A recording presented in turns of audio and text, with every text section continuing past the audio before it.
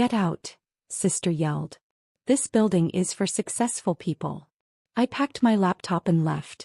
Within 24 hours, her company received lease termination papers. Because I'd owned the $8.7 million property since 2020. By noon, 47 messages. We can negotiate, right? They couldn't. But to understand how my sister tried to evict me from my own building, you need to know how we got here. It starts with two sisters and very different definitions of success. I'm Jordan Blake, 36, and my younger sister Victoria has been the family golden child since birth. Victoria is 33. Blonde, beautiful, charismatic. She started her digital marketing agency at 26 with money from our parents and turned it into what everyone called the next big thing. Her Instagram showed the glamorous life. Penthouse office, designer clothes, client dinners at expensive restaurants. Then there was me. The quiet one. The boring one. I studied computer science at a state school. Got a job at Microsoft doing back-end development. Worked there for 8 years in a cubicle writing code nobody saw. At family dinners, Victoria would talk about landing six-figure clients while I'd mention fixing database infrastructure.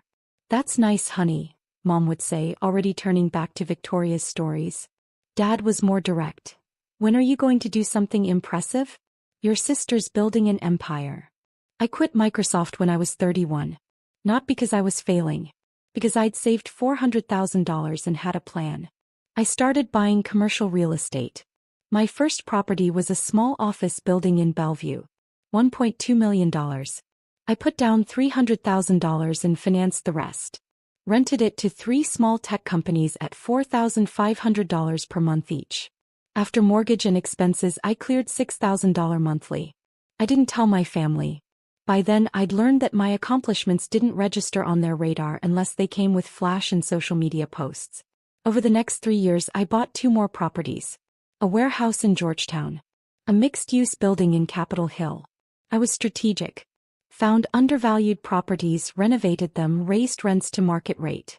By 34, I owned 4 commercial properties worth $12 million combined. My monthly cash flow was $35,000 after all expenses. But I still drove a Toyota Camry and wore clothes from Target.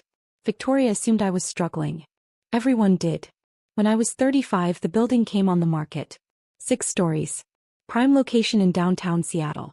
Mixed commercial and office space. The owner was retiring and wanted a quick sale. List price, $9.2 million. I offered $8.7 million cash. All in, closing in 30 days. My bank nearly dropped the phone when I called about the wire transfer. But my portfolio was solid, my credit was excellent, and I had $4.1 million in cash plus a $4.6 million bridge loan I could cover within 6 months.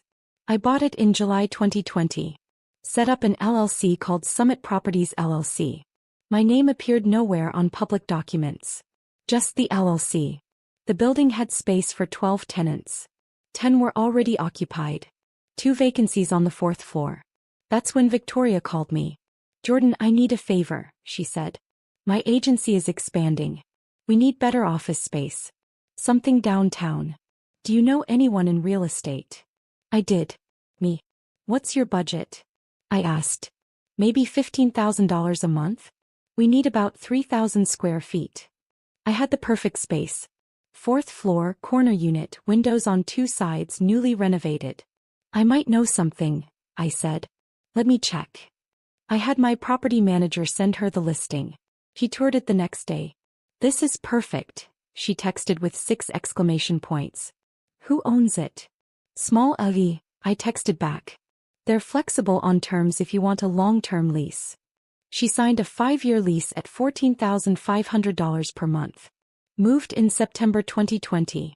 She never asked who owned the building. Never asked about the LLC. She got her dream office and that's all that mattered. For 3 years her company paid rent to my LLC. For 3 years she posted photos of her building on Instagram. For 3 years my family praised her success while I stayed quiet. I kept my office on the 5th floor. Small space, 400 square feet. I paid myself rent at market rate because that's proper business practice. I managed my properties, reviewed tenant applications, planned acquisitions. Victoria thought I was a freelance consultant renting cheap office space. My nameplate said Blake Consulting. She never asked what I consulted on. Our offices were one floor apart for 3 years. She never once visited mine. By 36, my real estate portfolio was worth $18 million.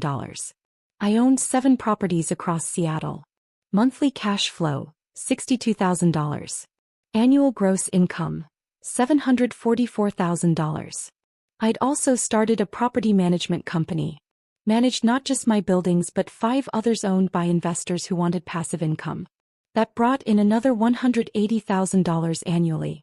Total annual income, $924,000.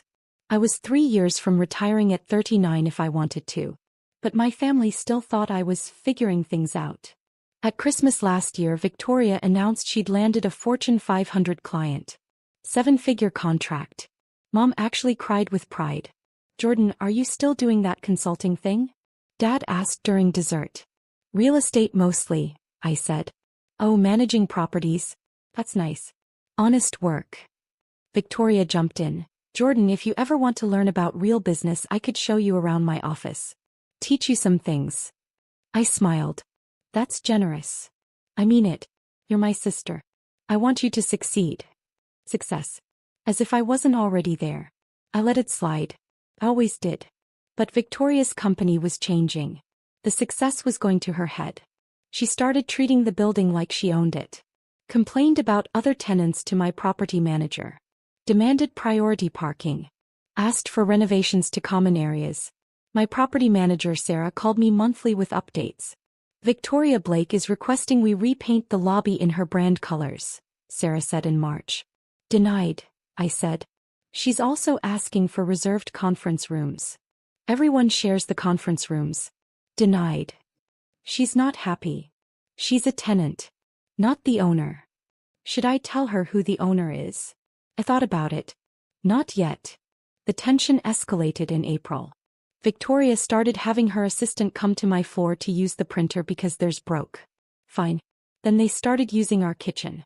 Then they started having loud phone calls in the shared hallway. I mentioned it to her once. Vic, your team is getting kind of loud up here. She barely looked up from her phone. We're busy, Jordan. Running a real company. Maybe if you had actual clients you'd understand. I let it go. Then last month everything changed. Victoria's Fortune 500 client pulled their contract. Something about performance metrics not being met. The 7-figure deal vanished overnight. She didn't tell the family. But I knew because Sarah told me Victoria had asked about breaking her lease early.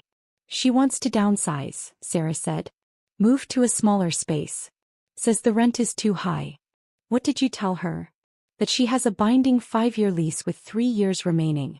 Early termination penalty is 6 months' rent. And? She asked to speak to the owner. My heart rate picked up slightly. What did you say? That the owner doesn't take meetings with tenants. All communication goes through property management. Good.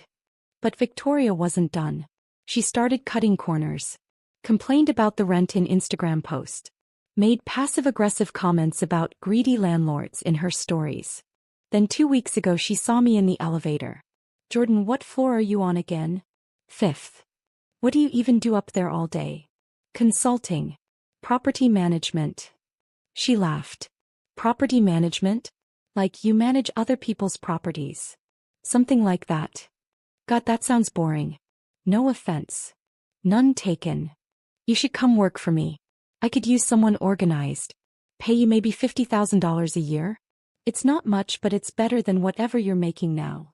$50,000. To work for my sister. In my own building. I'll think about it, I said. Last Monday morning I arrived at my office at 8 a.m. like always. Victoria was standing in my doorway. Her assistant and 2 team members flanked her. We need this space, she announced. Excuse me. My team is expanding. We need overflow office space. This floor is mostly empty anyway. Vic, this is my office. You barely use it. We'll share it. You can have the desk by the window. My team will take the rest. You can't just take my office. Jordan, don't be difficult. We have an important client presentation next week.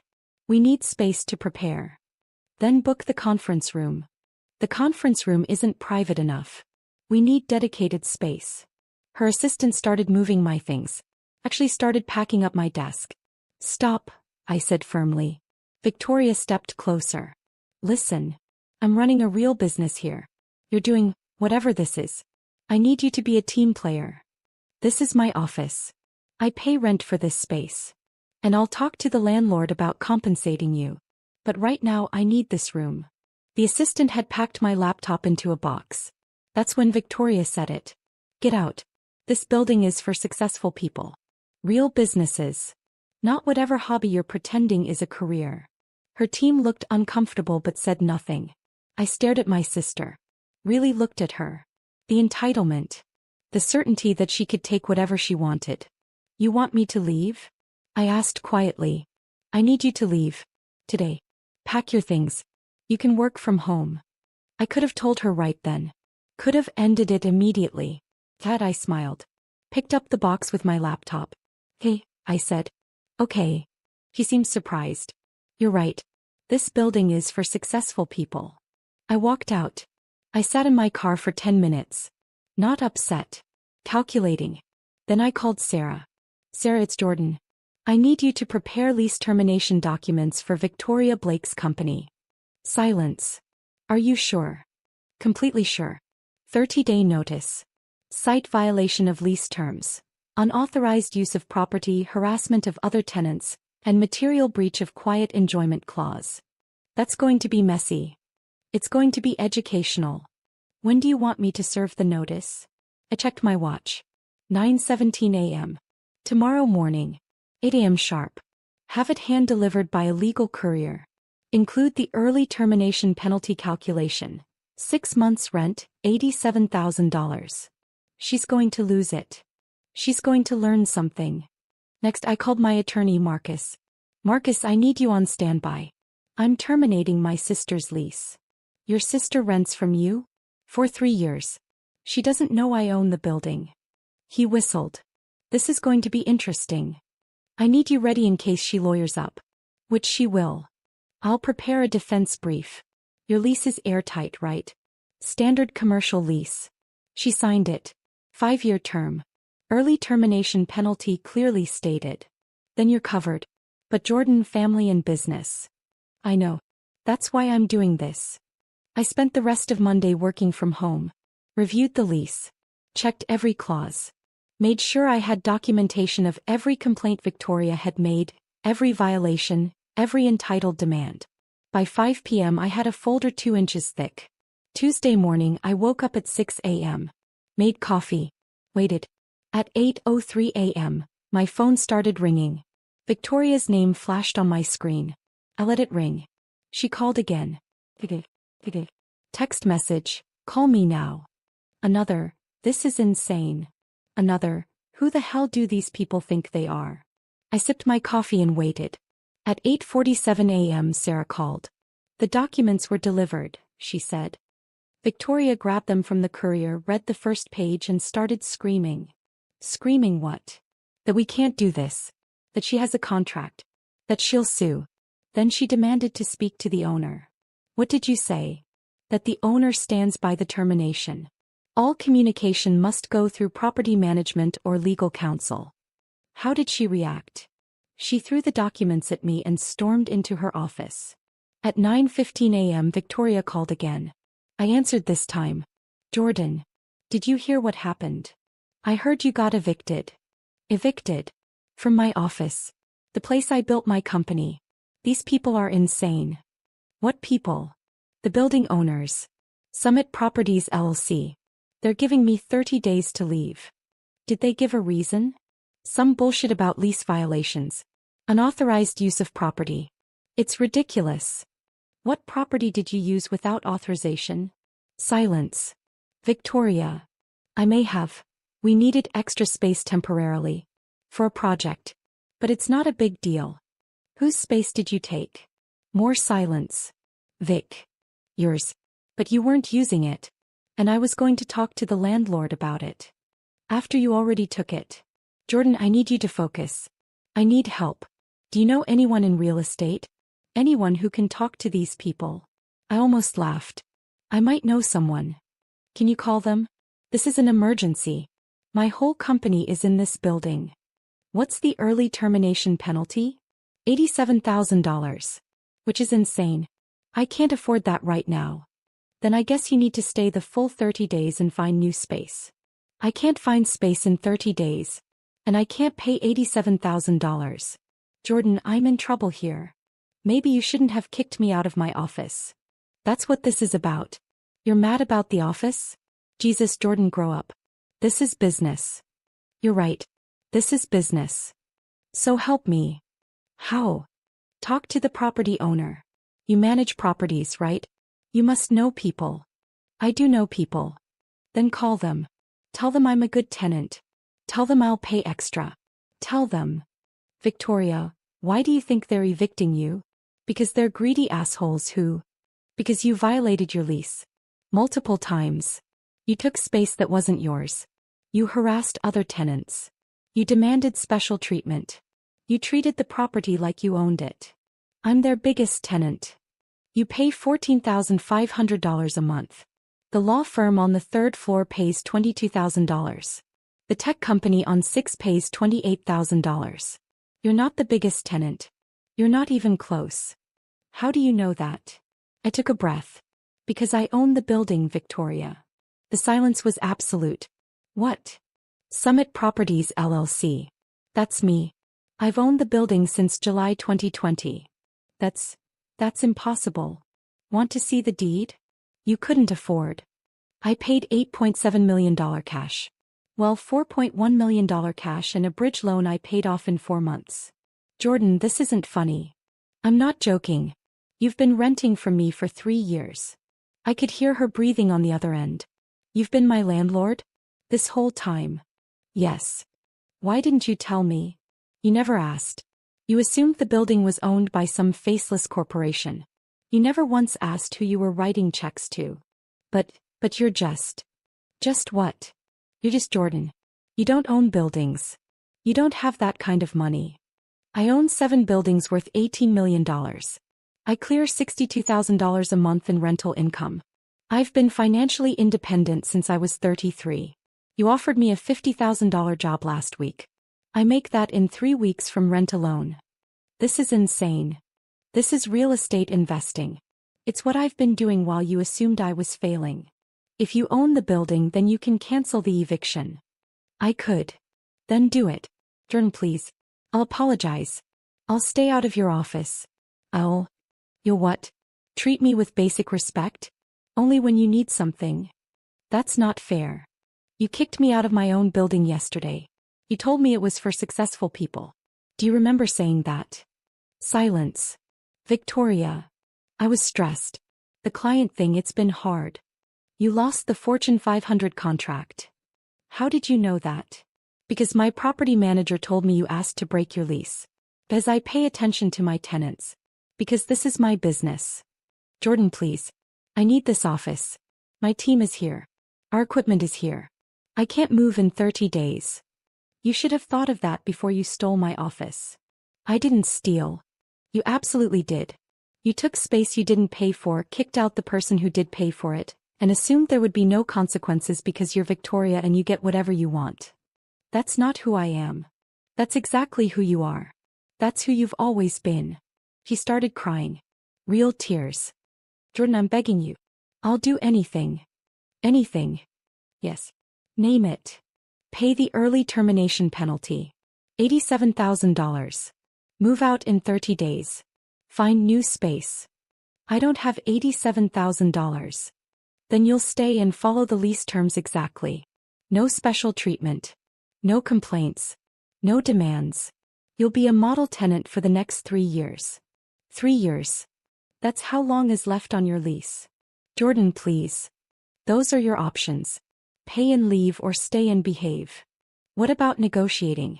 What about family? You told me yesterday I wasn't successful enough for your building. My building. You want family consideration now? I made a mistake. You made a choice. Now live with it. I hung up. By noon I had 47 messages. Victoria, please call me. We need to talk. Victoria, I'm sorry. Really sorry. Victoria, can we meet? Face to face. Mom, Victoria called me crying. What's going on? Dad, did you really buy a building without telling us? Victoria, I'll pay extra rent. Whatever you want. Victoria, Jordan please. My whole team is asking questions. Mom, call your sister. She's devastated. Victoria, I know I screwed up. Give me a chance to fix this. I silenced my phone. At 2 p.m. Sarah called.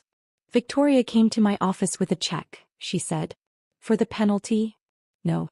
For next month's rent. And a handwritten letter asking to meet with the owner. What did the letter say? That she's sorry. That she understands she violated the lease. That she wants to make it right.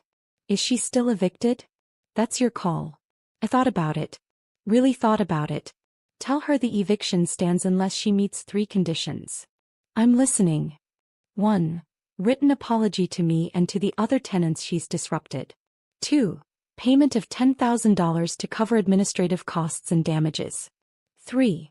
Attendance at a property management seminar so she understands tenant rights and responsibilities. You're making her take a class? She needs to learn how this works. If she completes all 3 within 2 weeks, I'll rescind the eviction. And if she doesn't?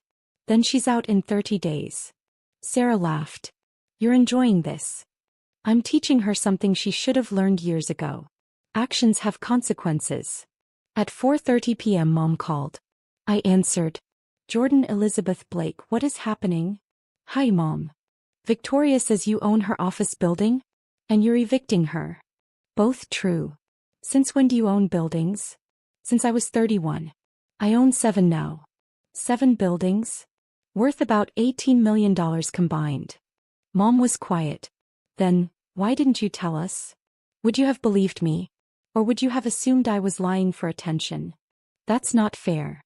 Mom, at Christmas, Dad asked if I was still doing that consulting thing. Victoria offered me a $50,000 a year job out of pity. Nobody in this family has taken my career seriously in 15 years. Because you never told us what you were doing. I tried. For years. Every time I mentioned real estate investing, someone changed the subject. Every time I talked about property management, someone made a joke. So I stopped trying. And now you're punishing Victoria? I'm enforcing a lease she violated. That's not punishment. That's business. She's your sister. She kicked me out of my own property. Told me I wasn't successful enough to be there. Should I have let that slide because we're related? Mom sighed. She said you're making her pay $10,000 and take a class? Those are the terms to rescind the eviction. Otherwise she's out in 30 days. Jordan, she can't afford. Then she'll learn to budget better. Or she'll move. Either way, she'll learn something. You've become so cold. I've become successful. Those aren't the same thing. I hung up. By 6 p.m. Victoria sent one more text. I'll meet your conditions. All 3. Just please don't make me leave. I replied, you have 2 weeks. Clock starts now. Victoria completed the requirements in 10 days. The written apologies were surprisingly genuine. She acknowledged treating other tenants poorly. She apologized for taking my office. She admitted she'd let success go to her head. The $10,000 payment cleared immediately. The property management seminar was 3 days long. Sarah attended with her to make sure she completed it. On day 11 I met Victoria for coffee. First time we'd spoken face to face since the eviction notice. She looked tired. Humbled. I finished everything, she said. I know. Sarah sent me the certificates. Are you really going to let me stay? I pulled out a document. New lease addendum. These are the updated terms. She read through it. Standard tenant behavior clauses. Quiet enjoyment guarantees. Respect for shared spaces. This is what every tenant should follow anyway, she said. Exactly. She signed it. Jordan, can I ask you something? Sure. Why didn't you tell me? About owning the building. I was testing something. What? Whether you'd ever see me as successful without me having to prove it to you. Whether you'd respect me for who I am instead of what you assumed I was. And I failed. Spectacularly. She laughed, but it was sad. I thought I was the successful one. The one who had everything figured out. Turns out you were running circles around me the whole time. It's not a competition. Isn't it though? That's how we were raised. Mom and Dad always comparing us. Always pushing us to be better than the other. I stopped competing years ago. I just started building. I wish I'd done that. We sat in silence for a moment. The Fortune 500 client, I said. What happened? We overpromised and underdelivered. I wanted the contract so badly that I said yes to things we couldn't actually do. When they realized, they walked. Are you going to be okay? Financially? Barely. I'm downsizing the team. Cutting expenses. Focusing on clients I can actually serve well. It's humbling. Humbling is good sometimes. Yeah. I'm learning that. She stood to leave, then turned back. For what it's worth, I'm proud of you. What you built. I should have said that years ago. Thank you. And I'm sorry. For all of it. The office, the comments, the assumption that you were failing. You were succeeding this whole time and I was too self-absorbed to see it. I forgive you. Really. You're my sister. I was always going to forgive you. But I needed you to learn first. He hugged me. Actually hugged me. Can I ask one more favor? She said. What? Will you teach me? About real estate? About building something sustainable? I smiled. I'd like that. 3 months later, Victoria's company stabilized. Smaller team, better clients, realistic expectations. She still rents from me. Pays on time. Follows the lease. Respects shared spaces. Last week she texted me, just closed a new client. $250,000 annual contract. Sustainable scope. Learned from my mistakes. I replied, proud of you. As I was. My family finally knows what I do now. Mom still doesn't fully understand how I own $18 million in property.